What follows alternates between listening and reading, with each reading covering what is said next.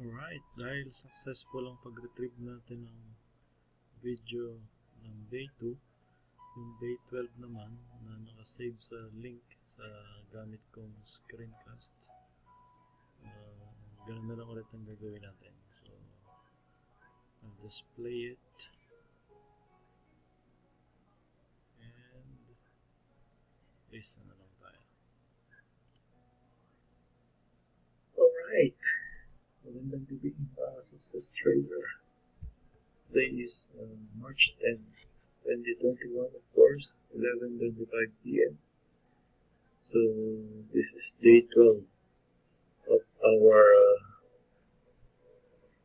execution of 10% compounding effect using trust the ladder, trust the trend, and we have secret technique and expect reversal. Yan.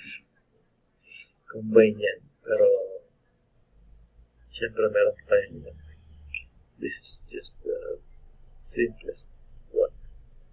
So trading history, yung kahapon natalo tayo ng $5. So 1, 2, 3, 4, 5, 6, 7, 8, 9 trades kahapon and 4 wins, 5 losses. Hindi tayo nag-trust the trend. Ito ang ating title. Anyway, so we are about to start.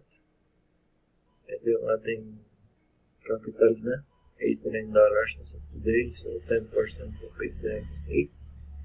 So plus 9 is 97. 8 lang po.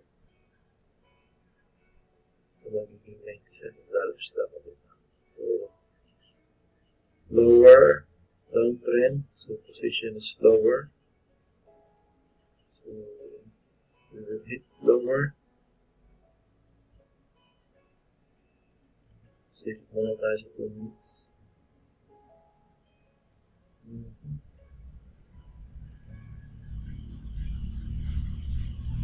Okay.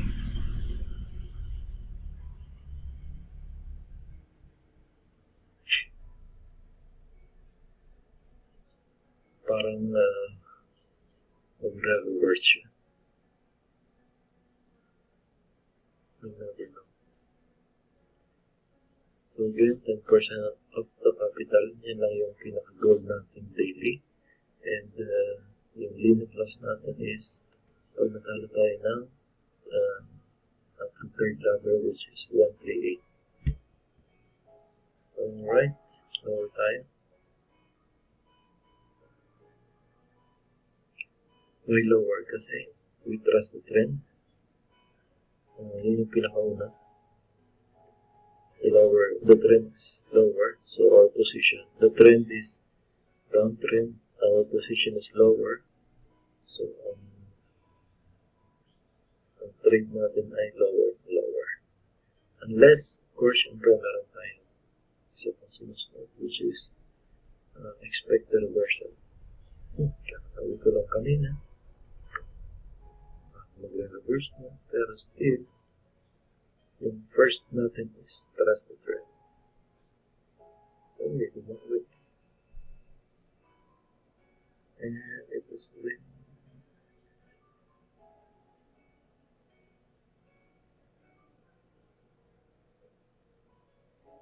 Okay then.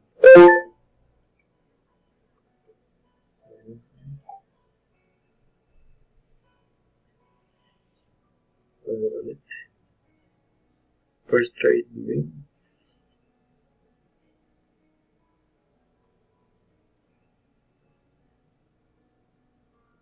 So far, 11 days, 8 wins, 3 losses.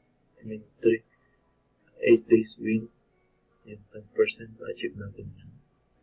And then meron tayo tatlong araw na talo. Pero meron tayo isang araw na nag-gain or na-win back natin yung loss natin, which is $11. So meron tayong $12 pa na babawian dapat, And then yung $5 kahapon, so bali $17 kumbaga. Yung kailangan natin mag-win back. So today, if our trade is good, again, ang basayan is how many wins and how many losses sa trades. Kapag nakuha na natin yung $8 na 10% ng ating capital. So far, we're doing great. 2-0 for today.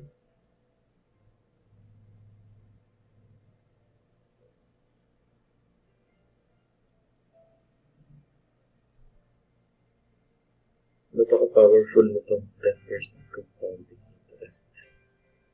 Yung effect nito, hindi ko pa siya kinumpute. So tomorrow I will compute kung magawa natin to in yung perfect na wins every day. Kaya lang medyo kasi in reality, maliit yung chance na 30 days straight mananalo. 10% using only 3 ladders. Kung mas mataas yung ladder natin, possible pa kasi mataas yung limit of loss natin. Pero 3 ladders, maliit yung percentage. But again, this is just experiment. Kung yung 10% compounding interest using this technique ay gaano ka-achievable. Pero kung kasamahan natin ang itong technique, anything is achievable, anything is possible, lalo sa trading.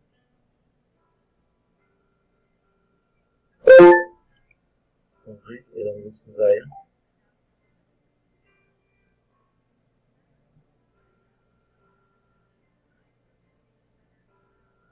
Napakaganda nitong IP option trading. Para sa mga tao may extra money, extra puhunan, kesa nagtulog lang sa bangko yung puhunan mo.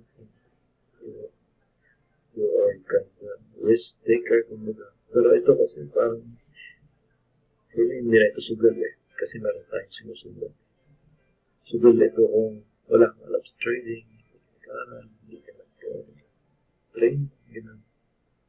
Kung bigla ka na lang puro gawa ng account, mag-usap ka lang, or may nakapagsabi lang sa'yo. Yun ang mabigat. But, kasi naman, again, community. So, tinuturo doon yung technical trading, analysis, syempre. And syempre, meron din other factors, which is yun ang pinakagusto ko. Yung masterminding. Madaming mga projects every week. Madaming iba't ibang speakers, different walks of life every week. And then yung miracle show. Imagine meron doon you can receive or feel instant healing because of the miracles. And we are on second level, and judgment time is coming. Malalaki yung candle blue, and my previous one up.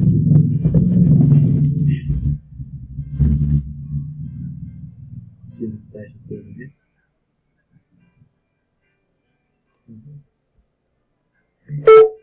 Will it reverse or will it not? 2 minutes is closer look what is happening. For me, it is going to reverse. So higher tayo.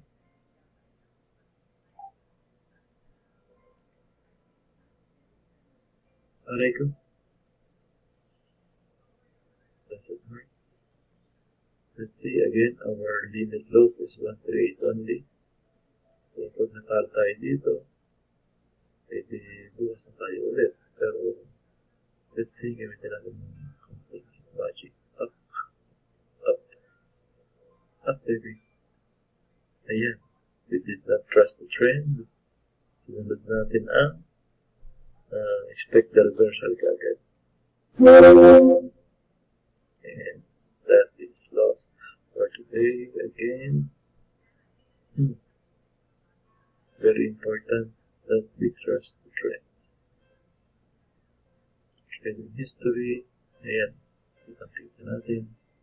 Ayan natin sunod yung unang rules natin, which is trust the trend. Kung higher ako kanina, akong lower pa din ako pala. Okay, I think that will be all for tonight. Today is day 12 of our experiment. So tomorrow, bawi tayo. Siyempre na talaga. And thank you for watching, guys. Bye-bye.